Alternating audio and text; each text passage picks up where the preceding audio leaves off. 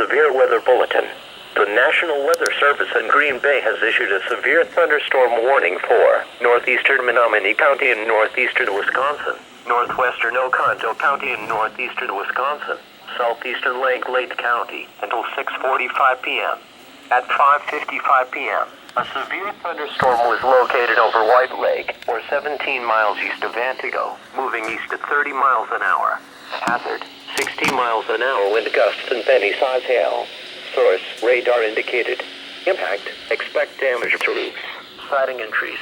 Locations impacted include Mountain, White Lake, Langlade, Lakewood, Elton, Crooked Lake, Upper Base Lake, Boot Lake Campground, and Boulder Lake Campground. Remain alert for a possible tornado. Tornadoes can develop quickly from severe thunderstorms.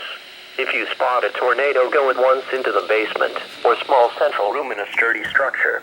Repeating, a severe thunderstorm warning has been issued until 6:45 p.m. for the following counties in Wisconsin: Langlade, Menominee, and Oconto.